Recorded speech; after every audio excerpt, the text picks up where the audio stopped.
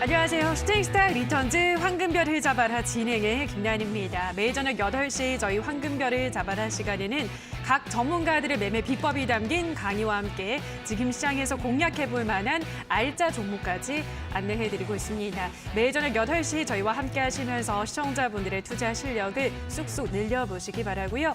자, 방송이 끝나도 전문가와 함께 할 수 있는 노란 톡방 열어두고 있습니다. 샵 3772번으로 함께하고 싶은 전문가 이름을 보내주시거나 하단에 나가고 있는 QR코드는 휴대폰 카메라만 가져다 대시면 바로 입장이 가능하니까요. 들어오셔서 방송이 끝나고도 실시간으로 더 많은 정보들도 챙겨가시면 될 것 같습니다.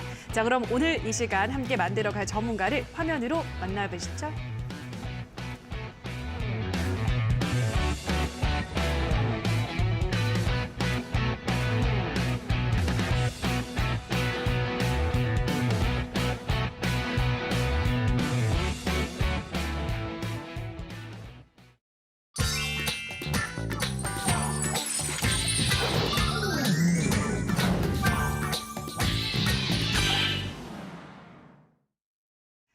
네, 오늘은 단타장인 전문가와 함께합니다. 전문가님 안녕하세요. 네, 반갑습니다. 네, 반갑습니다. 자, 오늘 도시장에 대한 이야기는 이슈를 통해서 자세하게 나눠보도록 할 텐데요. 자, 오늘의 별별 이슈 화면으로 만나보시죠. 자, 오늘의 이슈입니다. 시멘트 가격 인상을 놓고 시멘트 회사와 레미콘 회사 간의 갈등이 커지고 있다고 하는데요. 자, 오늘 이와 관련한 이야기를 나눠보도록 하겠습니다. 시멘트 입장에서는 뭐 워낙 원가 이런 것들이 올랐기 때문에 우리는 이 가격 올려야 된다. 또 레미콘 입장도 이해가 되죠. 그럼 또 우리는 또 뭐 먹고 사냐 뭐 이런 네, 둘의 갈등이 이어지면서 실적이 두 섹터들 모두 좀 타격이 가더라고요. 네, 주가도 그렇죠. 좀 조정을 받고 있던데 이 이슈를 가지고 오신 이유가 있을 것 같아요, 전문가님. 일단 제가 오늘 전반적으로 이제 시멘트 쪽을 얘기하기도 위함이 있고, 이게. 그다음에 제가 최근에 이 경기 민감주들에 대해서도 꽤나 많이 강조를 드렸었습니다. 뭐 사실 경기 민감주에 대해서는 작년, 재작년부터 계속 강조를 드렸기 때문에 이 경기 민감주들 지금 뭐 조선주들이 많이 가고 있긴 하지만 제가 말씀드렸던 이 경기 민감주들 중에서 아직 안 간 섹터들이 꽤 많아요. 사실 조선주만 가고 있죠, 사실상. 맞아요. 네, 맞아요. 경기 민감주 중에서. 그래서 조선주랑 그다음에 조선의 이제 대표적인 제품들, 후판이라든지 이런 것도 납품하는 조선 업황의 가치 수혜를 보는 철강 종목들을 제외하고는 또 철강 섹터가 전반적으로 오르는 상황도 아닙니다.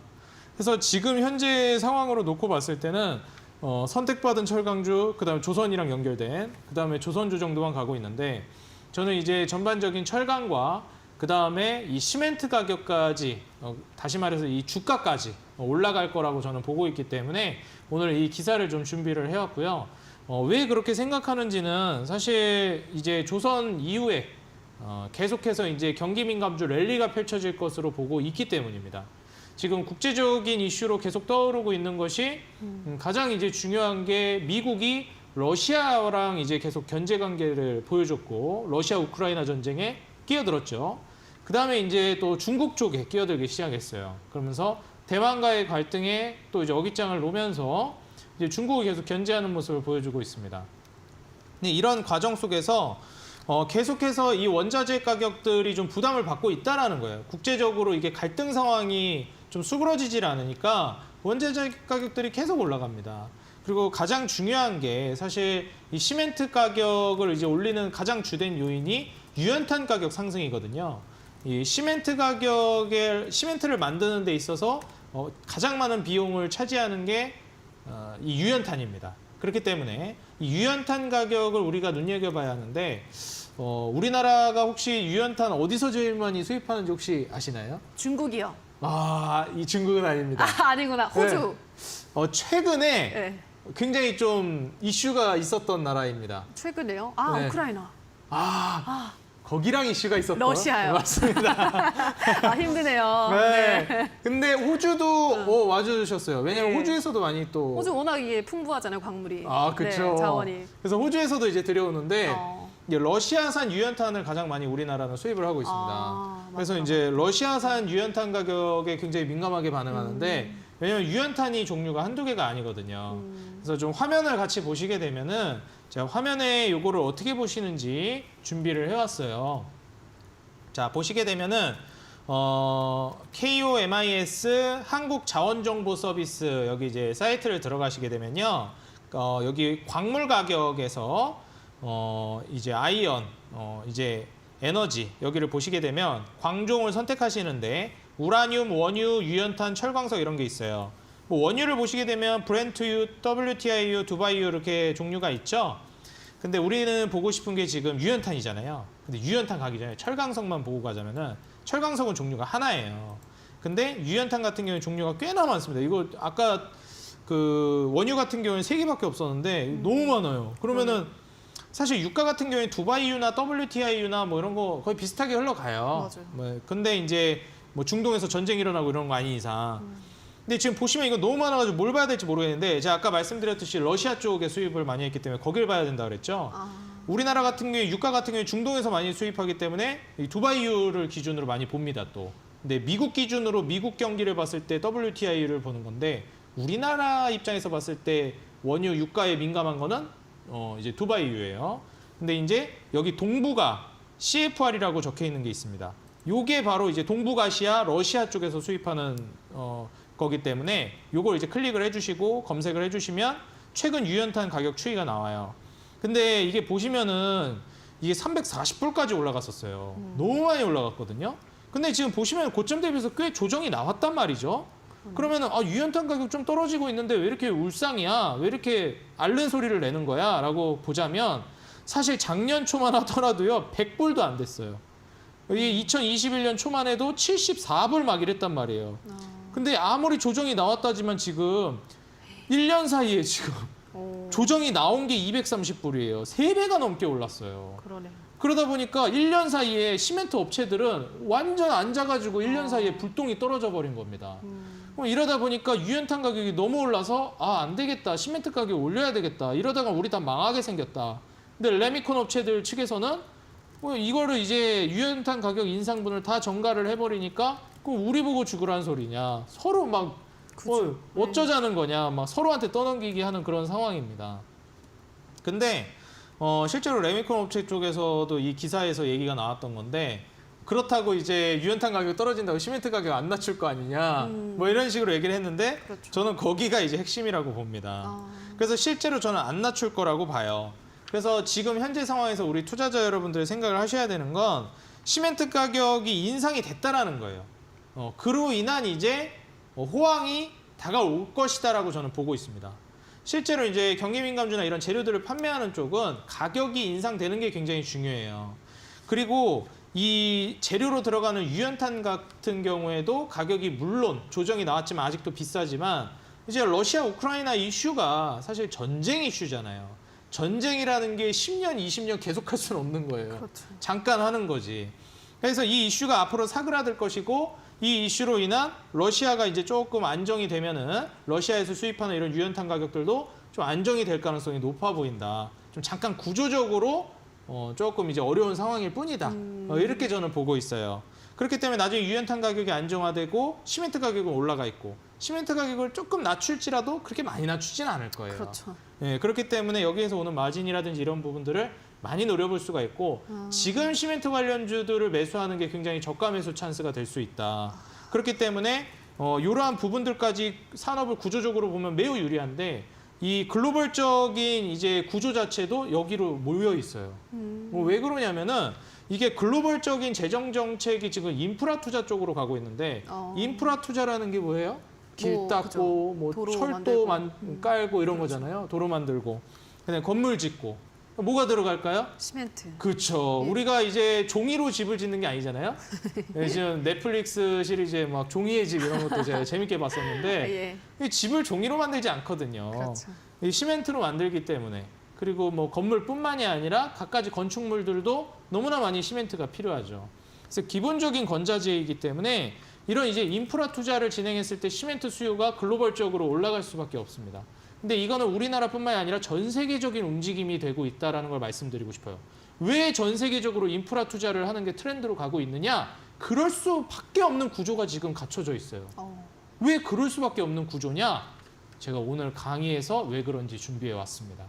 그래서 오늘 우리 시청자 여러분들은 오늘 강의 통해서 왜 시멘트가, 왜 경기민감주가, 왜 철강이, 왜 조선이 갈 수밖에 없는 구조가 지금 형성이 됐는지 글로벌적으로 요거에 대해서 오늘 강의 통해서 면밀히 배워가시고 여러분들 투자에 도움 받으셔가지고 꼭 지금 하락장 속에서도 조선주로 수익 잘 내고 계시죠? 네. 지금 이어서 계속 수익 잘 낼 수 있는 후속주 준비해왔습니다. 제가 2년 전부터 강조했던 작년부터 반드시 투자하셔야 된다고 말씀드렸던 조선주가 드디어 그 빛을 발하고 있습니다.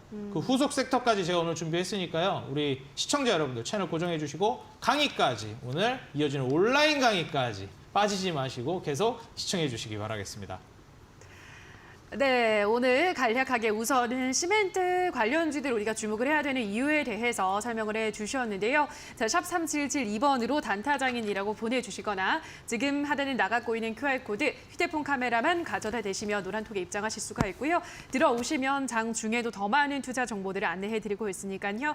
이 정보들 받아가시면 좋을 것 같습니다. 자, 그럼 오늘의 별별 이슈는 다시 한번 화면으로 정리하고 오시죠.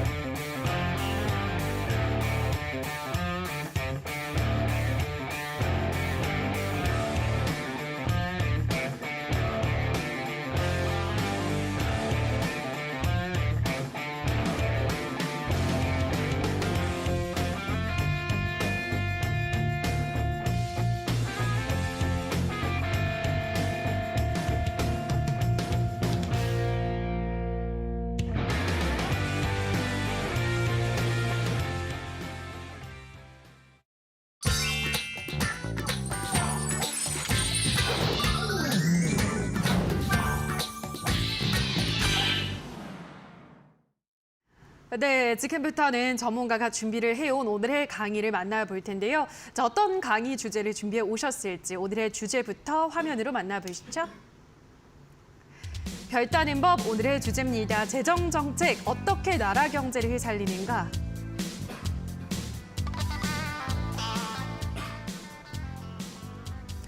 네, 지난주에는 이 경기 정책에 대해서 또 자세하게 강의를 해주셨는데요. 자, 오늘은 그 2탄입니다. 재정 정책에 대해서도 설명을 해주실 것 같은데 오늘의 내용도 기대가 되네요, 전문가님. 어떤 이야기부터 들어볼까요? 네, 제가 오늘 본격적으로 이거 강의 설명드리기 전에 사례가 들렸는데 네. 아, 죄송합니다. 네, 오늘 또 강의를 얼마나 이제 제가 잘하려고 이렇게 액땜을 하고 시작하는지 모르겠습니다. 오늘 시청자 여러분들에게 지난주 강의 금융정책에 이어서 재정정책에 대해서 오늘은 설명을 드릴 거예요.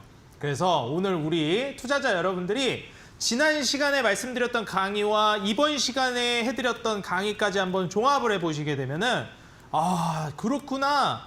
보통 이제 국가에서 그리고 이제 정책적으로 어떤 방향성으로 해서 경기를 살리는구나를 여러분들이 확인하실 수가 있습니다. 그래서 이런 부분들을 여러분들이 한번 잘 체크를 해보시면 좋을 것 같고요. 오늘 강의 한번 이제 집중해가지고 들어주시고 지난주 강의랑 연결해서 봐주시면 좋을 것 같아요.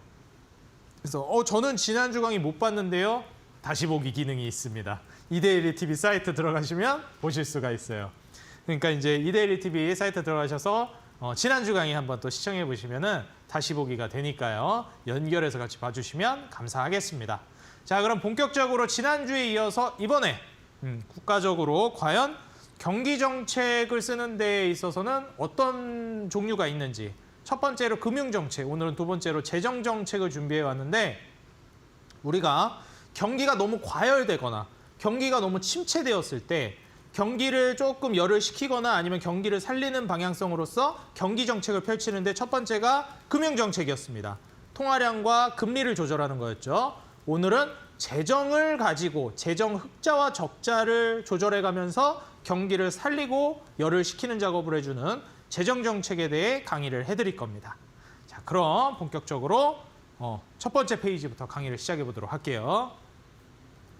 자, 이제 오늘 가져온 거는 금융정책에 이어서 재정정책인데 금융정책은 이제 한국은행, 일반적으로 이제 그 중앙은행에서 펼치는 정책이죠. 근데 이 재정정책이라는 거는 이 재정이라는 단어를 우리가 이제 한번 보게 되면은 은행에서 하는 게 아니에요. 그죠? 중앙은행이나 이런 데서 하는 게 아니라 나라에서, 정부에서 하는 겁니다. 재정이 뭐죠? 이거 재물재자죠? 정은 뭘까요? 네, 저도 잘 몰라요. 재물을 이제 잘 쓴다는 거겠죠? Government Finance. 국가가 이제 금융한다는 거죠. 근데 이거 간단히 얘기해서 이거 뭔 소리야? 그냥 나라 살림살이가 재정입니다. 나라 살림살이 어떻게 할 거야? 이게 바로 재정이에요. 쉽죠? 이게 제가 항상 주식하면서 느끼는데 용어가 다 너무 어려워요. 쉽게 좀 설명해 주면 좋겠는데. 저는 그래서 강의할 때 어려운 말 싹 다 빼버려요. 그냥 최대한 쉽게 설명해 드리려고. 재정 뭐 이거 굳이 어렵게 할 거 있겠습니까? 나라 살림살이 어떻게 하자 이거예요. 그러면은 제가 지난번에는 금융정책은 뭐였어요? 돈을 가지고 조절을 하는 게 금융정책이었어요. 재정정책은 뭘 가지고 조절하는 걸까요? 그렇죠. 나라 살림 가지고 조절을 해서 나라가 경기가 침체됐는데 이거 살려보자. 아니면 경기가 너무 과열됐으니까 식혀보자. 이게 바로 재정정책이에요. 재정이 나라 살림 가지고 하는 거니까. 자, 그럼 다음 화면 한번 보시겠습니다. 바로 나왔죠? 네, 재정정책. Fiscal Policy. 네, 영어로 이렇게 부른다고 해요. 전 뭐 영어를 그렇게 잘하지 않기 때문에 잘 모릅니다. 그래서 이제 재정정책을 이제 하는 건데 재정은 알겠는데 그럼 재정정책은 뭐냐? 이 경기 상황에 맞춰가지고 제가 아까 말씀드린 이 재정을 나라 살림을 적자나 흑자로 유도하는 정책이에요. 여기서 조금 어려워집니다. 그죠? 재정까지 나라 살림은 알 것 같아요. 경기가 좋으면 나라 살림을 어떻게 해야 되겠다. 경기가 나쁘면 나라 살림을 어떻게 해야 되겠다. 그거는 우리가 이해할 수 있는 범위인데 이 재정을 적자나 흑자로 간다는 게 무슨 말인지 이해가 잘 안 될 거예요. 왜냐하면 당연히 흑자로 가는 게 좋은 거 아닌가? 아니 재정이 적자가 나는 게 좋은 경우도 있나? 일부러 재정을 적자로 가게 하기도 하나? 일부러 그렇게 하기도 합니다. 이해가 잘 안 가시죠? 아니 나라 살림이 마이너스가 돼가지고 적자가 되게 한다는 게 말이나 됩니까 전문가님? 말이 됩니다. 실제로 그렇게 하고요. 그럼 어떤 경우에 그렇게 하는지 왜 그렇게 하는지 우리가 알아봐야 되겠죠. 자, 오늘 이걸 아시게 되면은 이제 여러분들이 주식하실 때 혹은 투자를 하실 때 이제 기사를 보면은 이게 무슨 말이야 뭐 재정 적자니 재정 흑자니 재정 정책이니 이제 다 이해하실 수 있게 될 거예요. 이제 더 이상 이제 경제라든지 금융 이런 거를 어렵게 보지 말자 이거예요. 제가 여러분들 눈을 틔워드리겠다. 자, 다음 화면 보겠습니다. 이 재정 정책이 뭐라 그랬죠? 나라 살림 가지고 하는 정책이에요. 우리가 살림살이를 하려면 어떻게 해야 됩니까? 소비를 하고 지출을 하게 되어 있어요. 돈을 벌어야 뭘 쓰죠. 그죠? 지출을 어떻게 할까를 이제 생각하기 전에 소비가 아니죠. 죄송합니다. 수입이에요. 수입. 돈을 벌어와야 될 거 아니에요. 돈을 어떻게 벌 것이냐. 우리가 나라 살림살이를 할 때 돈을 어디서 구해올까요? 그렇죠. 이 나라 살림살이를 할 때 수입은요. 재정정책을 하는 이 돈은 어디서 나냐면 첫 번째가 세금이에요. 대표적인 게. 그래서 우리가 세금 정책만 어느 정도 알고 가도 대략적으로 재정 정책에 대해서 수입을 늘리겠다, 이번에 재정을 확대하겠다 이런 거를 눈치를 챌 수가 있는 거예요. 그렇기 때문에 첫 번째로 여러분들이 보셔야 되는 건 세금을 많이 걷냐 적게 걷냐에 따라서 재정 정책 수입을 늘릴 거냐 줄일 거냐를 결정하는 거예요. 두 번째가 뭐예요? 공기업의 경영 수익이에요. 공기업이 뭐가 있어요? 이런 LH 주택 공급한다든지 LH 주택 공급한다든지 뭐 수자원공사, K워터, 국민건강보험, 한국 뭐 동서발전, 국민연금, 코레일 이런 거 다 뭐예요? 기업은행 이런 거 다 뭐예요? 이 기업에서 돈 버는 거 다 나라 살림 정책 수입으로 가져오는 겁니다. 또 뭐 있어요? 뭐 한국 수자력 원자력 이런 거, 그죠? 근로복지공단, 국민연금 이런 게 다 뭐예요? 공기업이죠. 공기업에서 따오는 이 경영 수익을 수입으로 갖다 쓰는 거예요. 그래서 요거를 여러분들이 인지하시면 되겠습니다. 왜냐하면 국가 소유의 기업이다 보니까 요걸 가지고 돈을 벌어가지고 나라 살림하는 거죠. 그럼 수입이 이렇게 나오는 건 알았어요. 돈을 국가가 나라 살림할 때 여기서 돈을 끌어오는구나. 그걸 재정이라고 하고 그걸 어떻게 쓸지 결정하는 게 재정 정책이구나.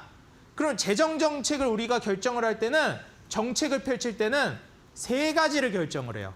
첫 번째가 재정을 흑자로 만들 건지, 두 번째가 적자로 만들 건지, 세 번째가 균형을 이룰 건지 이렇게 세 가지를 결정하게 됩니다. 자, 흑자는 제가 말 안 해도 아시죠? 거물흑자에 아들자자 써서 profit, 이윤이라는 뜻이에요. 이득을 남기게 할 거냐? 이때는 어떻게 됩니까? 지출이 수입보다 적어야 돼요. 수입이 지출보다 많습니다. 그죠? 당연하죠. 흑자가 되려면 어떻게 해야 돼요? 쓰는 돈보다 버는 돈이 많아야 돈이 남을 거 아니에요. 프로핏, 이윤이 남을 거 아니겠어요. 내가 100만 원 버는데 막 150만 원씩 막 그냥 풍풍 써, 돈을. 그럼 뭐 흑자가 나겠습니까? 적자 나는 거죠. 그죠? 당연한 거죠. 이건 아주 쉽죠? 우리 시청자 여러분들 여기까지 어려운 거 있어요? 너무 쉽죠? 이걸 결정하는 거예요, 나라가. 적자 볼 거야, 흑자 볼 거야, 이런 거. 근데 지출을 더 많이 하면은 적자가 나죠. 버는 돈보다 지출이 더 많으니까. 근데 이게 참 웃긴 게요. 제가 아까도 말씀드렸지만 이게 적자를 볼 거냐 흑자를 볼 거냐 해서 이번에는 재정 흑자로 가자 해서 경기를 뭐 이렇게 하고 적자를 보자 해가지고 결정을 해요. 근데 흑자를 본다고 꼭 좋은 건 또 아니에요. 적자를 본다고 해서 꼭 나쁜 것도 아니고 일반적인 상황에서는 균형을 이루는 게 제일 좋습니다. 아니 돈 많이 남기는 게 좋지 않나요? 그렇지가 않아요. 또 그렇지가 않습니다. 균형이 제일 좋아요. 일반적인 상황에서는. 지출이랑 수입이 똑같을 때 이때가 가장 밸런스가 좋습니다. 실제로 이제 이런 것도 아시는지 모르겠지만 나라에서 보통 살림할 때 돈을 안 남겨요. 왜냐면은 돈을 예를 들어서 100만 원을 남기면 여기로 가는 지원금이 떨어져 버립니다. 얘네 100만 원만 쓰네? 150만 원 줬더니? 그럼 150만 원 주지 말고 100만 원만 주지 뭐. 이렇게 돼버려요. 그러다 보니까 그냥 이제 써버리는 경우도 있고 이건 약간 여담이긴 하지만 그래서 지출이랑 수입이 이렇게 딱 맞게 떨어지는 게 일반적으로 균형을 이루는 게 좋습니다.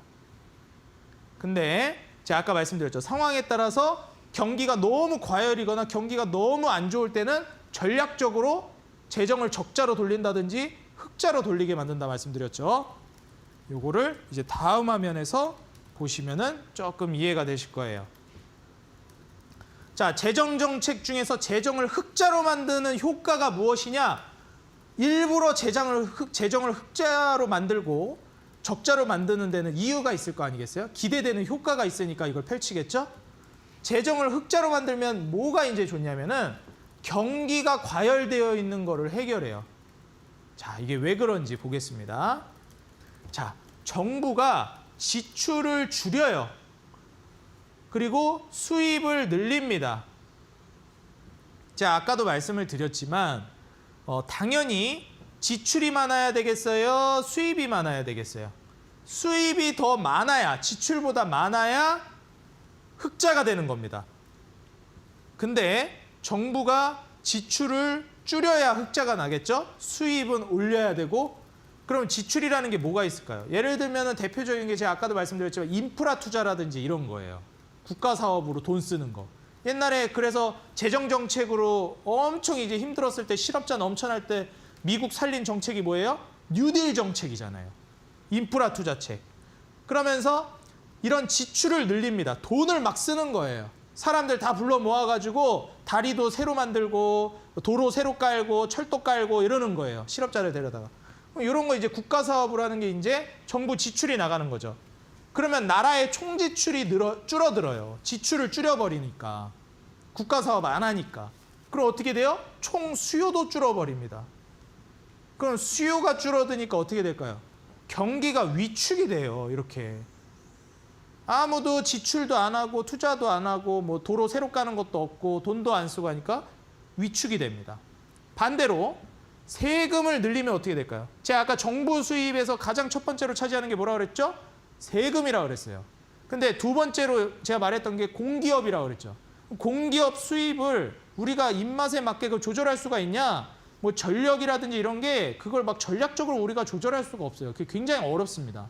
근데 전략적으로 의도대로 움직일 수 있는 게 뭐냐면 세금이에요. 세금. 그래서 정책적으로 재정을 조절할 때는 수입에서 세금을 가장 첫 번째로 건드립니다. 세금을 많이 거둘 거냐, 부자들한테 거둘 거냐, 아니면 모두에게 균등하게 거둘 거냐, 적게 거둘 거냐. 요게 바로 이제 가장 핵심입니다. 근데 재정 흑자가 되려면 어떻게 해야 되겠어요? 나라 입장에서는 돈을 더 많이 벌어와야 돼요. 더 많이 벌어오는 방법 중에 하나는 세금을 많이 걷는 거예요. 재정 흑자가 되려면 어떻게 해야 되죠? 세금을 많이 걷어야 돼요. 제가 아까 말씀드렸죠. 흑자라고 무조건 좋은 게 아니라고. 여러분들한테 세금 많이 걷어 가시는 거예요. 흑자가 된다는 거는. 그럼 어떻게 되겠습니까? 세금을 많이 걷어가면 가처분 소득이 줄어들어요. 여기서 잠깐 가처분 소득이 뭐냐? 쉽게 말씀드리겠습니다. 여러분들 월급 들어오죠? 수입에서 못 빼는 거예요? 세금을 빼는 거예요. 그게 가처분 소득입니다. 근데 여러분들 수입은 그대로인데 월급은 그대로인데 세금을 더 많이 뜯어가. 마이너스 하는 게 더 커져. 그럼 가처분 소득이 줄어들겠죠. 여러분들 실제로 통장에 꽂히는 그 돈, 세금 띄고 들어오는 돈, 그게 줄어든다는 거예요. 세금을 많이 걷어가니까. 그럼 당연히 내가 500만 원 받던 거, 뭐 예를 들어서 300만 원 받던 거, 200만 원 받던 거, 이제는 막 180밖에 안 들어와요. 200 받던 거. 세금을 더 많이 떼어가지고 20만 원을 더 떼가네? 200만 원 받았었는데 원래? 그러면은 소비를 줄이죠. 아유, 나 월급이 줄어들었어. 세금을 더 걷어가서. 소비를 줄이니까 어떻게 돼요? 총수요도 줄어들어요. 그러니까 사람들이 소비도 안 하고 뭐 살려고 하는 수요도 없어져요. 어떻게 될까요? 장사도 안 돼요. 그럼 사는 사람도 없으니까. 뭐 시장도 장사가 안 되고 마트도 장사가 안 되고 요새 사람들이 뭐 장 보러 오지도 않아. 막 아낀다고, 돈 아낀다고. 마찬가지로 경기가 위축되는 거예요. 그러면 경기를 일부러 위축시킨다? 좀 이상하지 않습니까? 경기를 왜 일부러 위축시킬까? 재정 흑자를 가져온다는 거는 경기를 위축시키기 위해서 재정 흑자를 하는 거예요. 왜 위축시킬까요? 경기가 너무 과열됐기 때문에 그런 거예요. 야, 대한민국, 니네 지금 너무 과열됐어. 진정해. 돈 너희 너무 막 써, 지금. 투자도 너무 막 하고 있고. 세금 더 걷어야 되겠다. 안 되겠다. 니네 돈 너무 막 쓰는데 세금 더 걷어갈게. 진정하게. 돈 덜 쓰게. 그리고 정부 지출 줄입니다. 정부 지출 대표적인 거 하나 말씀드릴까요? 공무원 수 줄이는 겁니다. 공공부처 몇 개 막 없애버리는 거예요. 어떻게 될까요? 공무원 수 줄어들고 공공부처 없어지고 당연히 실업자가 늘어나는 효과가 나오죠. 이건 제가 전적으로 그냥 한 가지 예시를 든 것뿐이에요. 훨씬 더 광범위합니다. 이거는. 정부 지출을 줄인다라는 거는 작은 정부로 간다라는 것이고 정부의 힘이 약해지고 뭐 이런 부서들이 많이 없어지는 거니까. 근데 지금 정권이 그렇죠? 윤석열 정부가 작은 정부를 지향하고 있죠? 정부 지출 줄인다. 재정 흑자로 가겠다 이런 얘기하고 있어요. 경기 과열을 해결하겠다라는 의도가 숨어 있는 겁니다. 여기는. 여러분들이 이제 뉴스 기사를 보실 때도 뭐 세금을 늘릴지 뭐 지출을 줄일지. 근데 또 세금은 그렇게 많이 안 걷는다 하죠. 뭐 이거는 근데 기업들에 한해서 또 그런 것 같기는 해요. 기업들한테 이제 좀 완화를 시켜주겠다 이런 얘기를 하더라고요. 근데 어쨌든 경기가 과열되어 있으니까 경기를 위축시키기 위한 목적으로 재정 흑자를 쓰는 겁니다. 이런 카드를 쓰는 거예요. 어떻게? 세금은 늘리고 지출은 줄이는 방법으로. 이해가 되시죠, 우리 시청자 여러분들? 어렵다면 반복적으로 시청하시면 이해가 되실 겁니다. 어려우면은 오늘 공개 방송 있으니까 거기 가서 또 물어보세요. 자, 이것만 이해했으면 재정 적자는 아주 쉬워요. 왜? 반대로 하면 되니까. 그러면 재정 적자는 흑자는 오케이. 적자는 뭘까요? 여러분들한테 세금을 덜 걷어가는 거예요. 국민들한테 세금을 덜 걷어가니까 어때요? 정부에 들어오는 돈이 별로 없어요. 그러면 재정이 적자가 되죠. 그리고 정부가 지출은 또 많이 해. 막 철도도 깔고 막 이거저거 다 한다 그래요. 막. 그럼 어떻게 될까요? 지출이 늘어나니까 수요가 늘어나요. 그리고 당연하지만 어떻게 돼요? 이게 늘어나니까 경기가 좋아져요. 막 투자하고 이러니까. 근데 정부 수입 세금을 또 줄이니까 가처분 소득, 제가 아까 말씀드렸죠? 세금을 줄이니까 어떻게 돼요? 와, 나 예전에 200만 원 받으면은 거기서 세금 20만 원 떼갔는데 이제 10만 원밖에 안 떼가네. 그럼 통장에 180만 원 꽂혔었는데 이제 190만 원 꽂히네. 그러면은 돈을 더 많이 받잖아요. 그 오늘은 치킨 한 마리 그냥 기분이다. 시켜 먹자. 예, 가처분 소득이 올라가니까 소비 수요가 올라가는 겁니다. 좀 더 많이 돈 쓰는 거예요. 어떻게 돼요? 수요가 올라가죠. 치킨 먹겠다는 수요가 올라가죠. 이거 제가 그냥 한 가지 예시 만든 건데 전반적으로 이렇게 될 겁니다. 이게 전부 다 이렇게 상승을 하면서 경기를 끌어올리는 효과를 가져와요. 경기를 끌어올리는 목적은 언제 사용할까요? 그렇죠. 경기 침체를 해결하기 위해서 이걸 쓰는 겁니다. 경기가 너무 침체되어 있으니까 적자를 봐가면서 돈을 풀어서라도 경기를 끌어올리겠다는 거예요. 이게 바로 재정 정책으로 쓸 수 있는 재정 흑자로 유지할 거냐, 재정 적자로 유지할 거냐, 세금을 많이 거둘 거냐, 적게 거둘 거냐, 인프라 투자를 많이 할 거냐, 적게 할 거냐, 정부 뭐 요소를 늘릴 거냐, 부처를 줄일 거냐, 이런 식으로 재정 정책 나라 살림을 해가지고 경기가 너무 과열되면 좀 다운시키고, 경기가 너무 침체되면 경기를 올리고. 근데 경기가 침체했을 때는 재정 적자라는 카드를 쓰고, 경기가 너무 과열됐을 땐 재정 흑자라는 카드를 써서 해결한다. 요거를 여러분들이 기억하시면 되겠습니다. 이게 좀 어려운지 모르겠네요. 좀 쉽게 설명한 것 같은데. 어려우면은 오늘 또 공개 방송 와서 또 물어보세요. 오늘 강의는 여기까지입니다. 그래서 오늘 우리 또 시청자 여러분들이 제가 금융정책에 이어서 재정정책까지 오늘 설명을 드렸어요. 다음 시간에는 제가 또 이제 이 이후에 물가 관련된 강의를 해드릴 거예요. 요새 인플레이션 얘기가 아주 난리죠. 물가 어떻게 잡을 거냐 이런 게 난리인데, 물가 관련된 강의를 통해서 우리가 물가가 오를지 떨어질지를 무엇을 봐야 알 수 있을까? 물가를 잡으려면 어떻게 해야 될까? 물가가 이렇게 올라갔을 때 효과가 어떻게 될까? 이런 부분들을 우리 시청자 여러분들에게 물가의 영향이라든지 그리고 뭐 요인들, 원인들 이런 것까지 총망라해서 알려드릴 테니까 다음 주 강의도 여러분들 기대 많이 해주시고요. 오늘 강의 여러분들 도움이 많이 되셨길 바랍니다. 혹시라도 좀 이해가 안 되거나 궁금한 점이 있으신 분들은 지난주 강의와 연결해서 한번 들어주시고, 그리고 오늘 또 이어지는 몇 시입니까? 또 9시인가요? 네. 9시부터 온라인 공개 방송 또 있으니까 거기 참여하셔가지고 여러분 또 질문 막 해주시면 진짜 과외한다는 생각으로 알려드리겠습니다. 모두 한 분도 빠짐없이 시청하시기 바라겠습니다.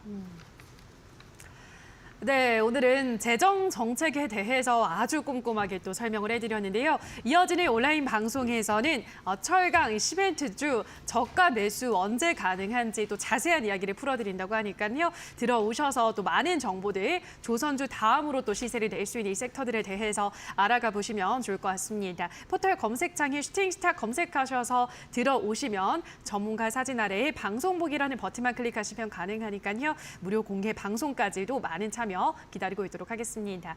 자, 그럼 오늘의 강의 다시 한번 화면으로 정리하고 오시죠.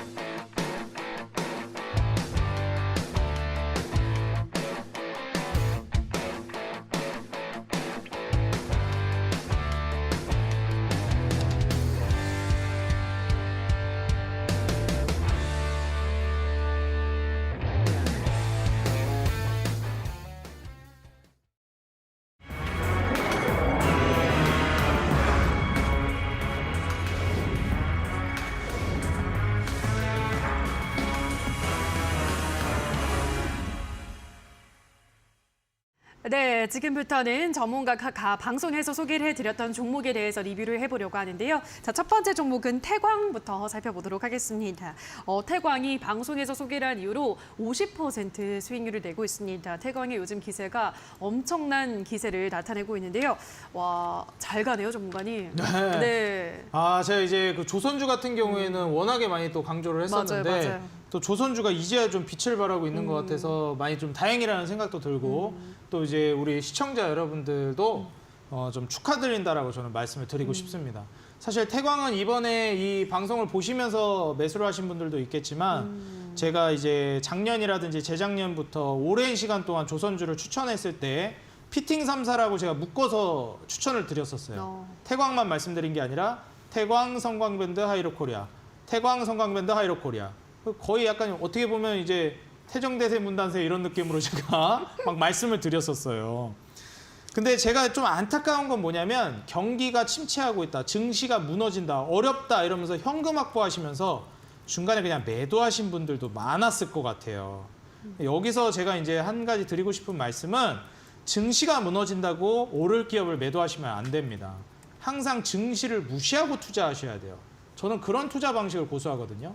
실제로 증시가 떨어질 걸 예상하고 현금 확보를 하신 분들은 실제로 증시가 떨어졌으니까 맞추셨죠. 그렇죠. 하지만 태광 수익은 못 보셨겠죠. 네. 그렇기 때문에 증시가 아무리 무너져도 오를 종목은 오르고 언제 오를지를 몰라요. 그렇기 때문에 좋은 기업은 떨어지면 더 사셔야지 현금 확보라는 그런 단어를 선택하시면 안 됩니다. 그거는 뭐 점쟁이들이나 쓰는 단어예요. 현금 확보는. 투자자가 사용할 카드가 아닙니다. 그래서 이렇게 좀 말씀드리면서 태광 같은 경우에 그럼 어떻게 하는 것이 좋을 것이냐. 현재 상황에서 저는 계속 보유를 하시고 조금 더 이제 추세가 상승이 되는 거를 지켜보시라고 말씀드리고 싶어요. 아직 더 올라가야 될 조선주들이 있기 때문에 이 기업들도 갈 텐데 일단 기자재 관련주다 보니까 피팅 3사다 보니까 이런 종목들이 먼저 우선적으로 움직이긴 했는데 이제 추후에 올라가는 종목들로 수급이 이동을 할 거예요. 예를 들면은 뭐 조선주들 있죠. 대우조선해양이나 현대중공업이나 뭐 이런 쪽으로 현대미포조선이나 이런 쪽으로 움직임이 있을 수 있고 본행제나 엔진 쪽에 뭐 HSD 엔진, 한국카본, 동성화인텍, 뭐 세진중공업 이런 쪽으로 옮겨갈 가능성이 있습니다. 수급이. 그래서 태광뿐만이 아니라요. 뭐 이제 성광밴드 이런 것도 묶어서 요거 보유하신 분들도 마찬가지. 차트도 똑같죠. 맞아요. 예, 하이로 코리아도 마찬가지. 똑같아요. 왜냐하면 똑같이 움직이는 세트 종목들이기 때문에. 그래서 요 종목 보유하신 분들은 제가 보기에는 한 2주 안에 조금 이제 매도각을 좀 보시는 게 좋지 않을까. 좀 이렇게 보시면서 한 다음 주 정도 해서 꺾이나 안 꺾이나를 좀 눈치를 보시고 2주 정도 추이를 보다가 좀 추세가 꺾인다 싶으면은 매도를 하시라고 권장을 드리고요. 지금으로서는 저는 추세상 20선도 이탈 안 했기 때문에 좀 더 가져가 보시는 게 좋을 것 같다라고 말씀을 드리고 싶습니다. 뭐 태광도 마찬가지고 성광밴드 하이로코리아도요. 그래서 조선주들은 장기적으로 그 출발점, 스타트 라인을 이제 밟은 거기 때문에 다른 조선주를 보유하신 분들도 너무 일찍 매도하는 실수를 범하지 마시고 증시 떨어진다고 두려워하지 마시고 무시하고 가세요. 증시 떨어질 때 수급 들어오는 업종이 평소에 20% 갈 거 200% 갑니다. 왜냐면 수급이 거기밖에 없으니까 그렇죠. 반찬이 여러 개 있으면 수급이 분산되는데 먹을 게 이거밖에 없네. 지금 증권방송에서 다 조선주밖에 얘기 안 할 걸요? 맞아요. 네. 네. 뭐 이게 이데일리뿐만이 아니라 다른 방송국도 다 조선주밖에 얘기 안 할 거예요. 간 게 그거밖에 없으니까. 맞아요. 그러니까 이 수저가 일로 몰릴 겁니다. 그러면 단타장인 전문가랑 같이 조선주 투자하셨던 분들은 어떤 분들이에요? 선취매하셨던 분들이죠. 그럼 여기서 이제 아마 막 수급이 몰려붙을 거예요. 과하게 주가가 올라갈 겁니다. 그럼 여러분들은 그냥 앉아서 느긋하게 구경하시면서 어디까지 가나 한번 보셨다가 느긋하게 입절하시면 되겠습니다. 얼마나 편합니까? 선취매하니까. 증시가 떨어져도 이렇게 수익이 잘 나죠. 맞아요. 그래서 이렇게 쭉 가져가시고 그 다음으로 제가 조선주 추천드렸던 게 이 피팅 업체라든지 기자재가 가고 나면 무거운 종목들, 그냥 근본적인 조선주들이 갈 거다. 그래서 현대중공업을 말씀을 드렸죠. 그래서 이제 현대중공업 같은 경우에는 아직 이런 피팅 업체나 뭐 세진중공업이나 뭐 한국카본, HSD 엔진 이런 종목들처럼 막 엄청나게 많이 올라가질 않았어요. 보시면 아직도 어느 정도 박스권이에요, 이 종목도. 그러다 보니까 현대중공업 그러면 좀 올랐으니까 팔아야 될까? 아니에요. 이건 이제 스타트를 아직 안 했다고 보시는 게 맞아요. 그래서 고점 뚫고 올라가는 걸 이제 노려보시면서 충분히 이제 박스권 상단으로 뚫고 올라가는 움직임을 여러분들이 노려보셨으면 좋겠다. 태광, 성광밴드, 하이로코리아나 다른 기자재 피팅 업체들은 이제 조금 더 올라가면 매도를 하실 준비를 해야 되지만 현대중공업은 아직 아니에요. 계속 보유하셔가지고 추가 고점 뚫고 가는 것까지 노리면서 지금 보시면 아직 거래량도 안 터졌어요. 그래서 아직 매도하실 때가 아니다. 이렇게 좀 말씀을 드리니까 현대중공업은 좀 더 장기적으로 보시라 조언드리겠습니다. 네, 그 다음에 이제 또 서부 T&D 이렇게 좀 제가 보겠습니다. 이제 서부 T&D를 보게 되면은 제가 이거를 처음에 이제 방송 나와가지고 추천을 드릴 때 서부 T&D 같은 경우에 제가 뭘 가지고 말씀을 드렸었냐면은 자, 일단 서부 T&D 같은 경우에 돈이 많다. 맞아요, 맞아요. 부동산 가치도 어마무시하다. 제가 이렇게 말씀드렸어요. 부동산 가치 뭐 조 단위로 간다고 제가 말씀드렸죠. 근데 지금 서부 T&D 시가총액이 뭐 조 단위가 뭐예요? 5천억도 안 되는데. 그러니까 이게 너무 싸다 이거예요. 그래서 서부 T&D가 제가 추천드리고 나서 좀 올라가다가 다시 꺾였어요. 그래가지고 투자자분들이, 시청자분들이 이거 서부 T&D 이거 가다 안 가는데 이거 이제 꺾이는 거 아니에요? 이러실 수 있는데 매수 못 하신 분들 또 이제 같이 탑승하시려고 이렇게 이제 좀 기회를 주는 거다라고 생각을 하시고 주가 떨어진다고 겁낼 필요가 없는 종목이에요. 서부 T&D 같은 경우에는. 제가 말씀드렸죠? 용산에 저기 드래곤시티. 맞아요. 네, 그 호텔 말씀드렸잖아요. 거기 소유하고 있는 또 기업이고 또 서부터미널. 이름도 서부 T&D잖아요. 네. 서부터미널도 가지고 있습니다. 그러니까 지금 워낙에 빵빵해요. 드래곤시티가 갑자기 문 닫지 않는 이상 그 뭐 갑자기 문 닫을 일이 있겠습니까? 그 용산에 있는 그 노른자 위 땅에 딱 그냥 붙박이로 있는 호텔인데 그렇기 때문에 실제로 제가 과거에 이제 호텔들 기업 조사를 할 때도 제가 지인들한테 물어봤어요. 과연 내가 지금 호텔 업종 분석을 하고 있는데 이거는 그 당사자 일하고 있는 직종의 분들한테 물어보는 게 정확하잖아요. 그렇죠.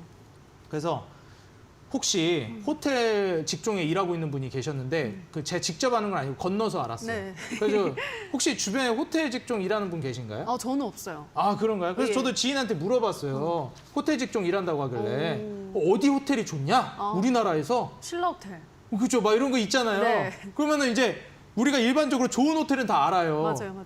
비싸면 당연히 좋거든요. 맞아요. 근데 딱 물어봤어요. 가성비 좋은 데가 어디냐? 제가 이렇게 물어봤어요. 그랬더니 드래곤시티. 드래곤시티 딱 바로 얘기하더라고요. 예. 그러니까 이게 무엇이냐? 수요, 니즈가 많은 호텔이라는 또 뜻이에요. 그렇죠.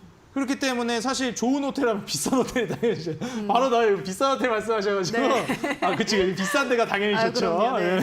근데 가성비 좋은 거를 이제 또 현업에 계신 분이 또 추천을 해준 거다 보니까 역시 그 비용 대비해서 가성비가 좋다라는 뜻은 수요가 높은 거니까 그만큼 제가 봤을 땐 장사도 계속 잘 될 걸로 예상이 되고 근데 전반적으로 지금 침체 분위기긴 하지만 뭐 코로나 팬데믹 이후에 충분히 그 부동산 가치와 이후 랠리까지 노려볼 만하다.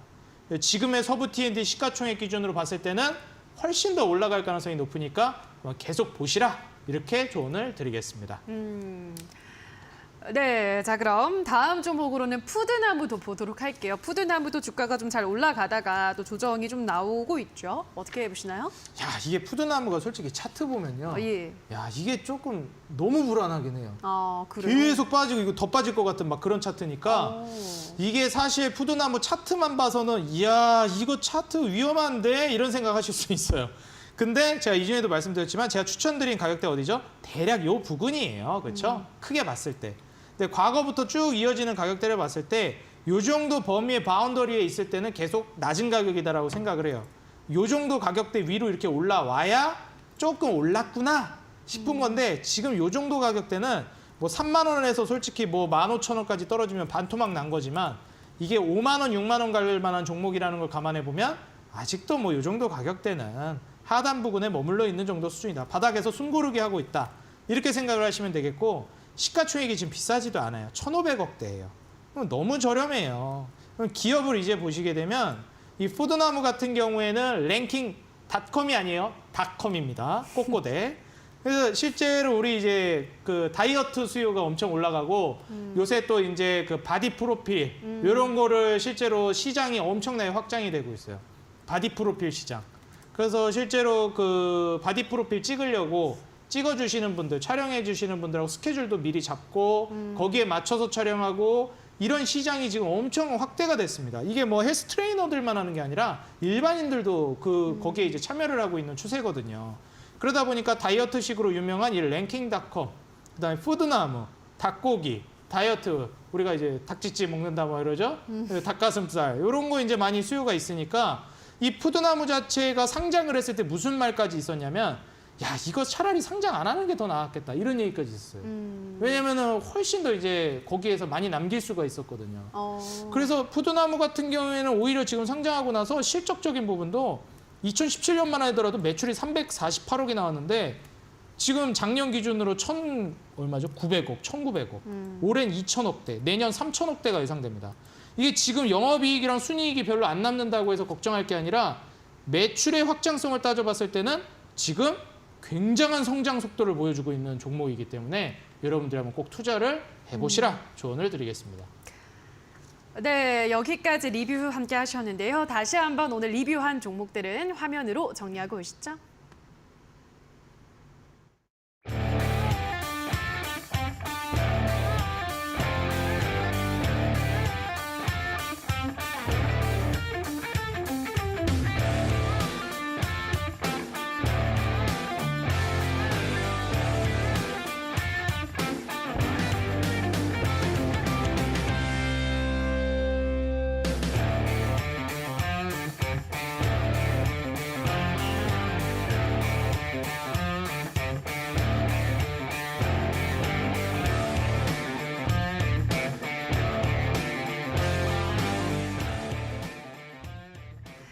네, 자 그럼 지금부터는 또 오늘 전문가가 준비해온 종목을 만나보도록 할 텐데요. 오늘의 황금별 종목, 오늘은 어떤 종목인가요? 자, 오늘은 이제 시멘트 관련주를 준비를 해왔습니다. 예. 네, 그래서 성신양해라는 기업을 준비를 해왔는데 일단 이 기업이 제가 아까도 말씀드렸지만 성신양해뿐만이 아니라 시멘트 업계가 전반적으로 괜찮아져야 돼요. 성신양해가 또 이제 지금 벌고 있는 순이익이나 영업이익 뭐 이런 부분들 대비해서 시가총액도 너무 저렴해가지고 제가 픽을 해서 가져왔습니다. 지금 현재 유연탄 가격이 이제 하락할 것으로 전망이 되고 있는 상황이기 때문에 러시아의 국제적인 이 문제들이 좀 해결이 되면서 점차 이제 유연탄 가격 하락을 우리가 기대해 볼 수 있겠고, 시멘트 가격은 이미 인상이 되고 있고 계속 급격하게 올리고 있는 게 현재 시멘트가입니다. 판매가를 급격하게 올리고 있는데 수요는 단단하게 받쳐주고 있죠. 왜냐? 지금 현재 계속해서 무엇을 하고 있기 때문에 주택 공급을 한다라는 얘기가 나오고 있고 글로벌 인프라 얘기가 나오고 있기 때문이죠. 지금 친환경 규제 관련해서 좀 우려가 있기는 한데 이 부분에 대해서는 사실 조선주도 똑같았었어요. 친환경 관련돼서 우려가 있다, 산업이 침체될 거다 그랬는데 똑같이 철강이나 지금 여기서도 얘기가 나옵니다. 저는 너무 우려하지 마시라 말씀을 드리겠고요. 지금 현재 상황에서 목표가는 12,000원을 잡고 가시고 그 다음에 1차 목표가는 12,000원, 손절가는 8,000원을 잡아드릴 테니까 추후에 12,000원 위로까지 올라가는 거 기대해보면서 투자 고려해보시기 바라겠습니다. 네, 오늘의 종목으로는 성신양회를 제시해드렸습니다. 하단에 나가고 있는 가격 라인도 잘 참고를 하셔서 대응을 하시면 될 것 같습니다.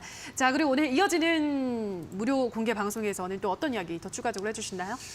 저 이제 시멘트 관련해서 제가 좀 더 디테일하게 말씀을 드려야 될 것 같아요. 오늘 또 강의는 시멘트 강의를 한 건 아니잖아요. 그렇죠. 오늘은 뭐 재정정책 관련해서 근본적인 금융 강의를 해드린 거기 때문에 오늘 시멘트 관련주와 철강주, 경기민감주 앞으로 올라갈 종목들, 조선주 후속으로 올라갈 경기민감주는 무엇인지, 왜 갈 수밖에 없는 글로벌 상황이 갖춰져 있는지 오늘 공개 방송에서 낱낱이 알려드릴 겁니다.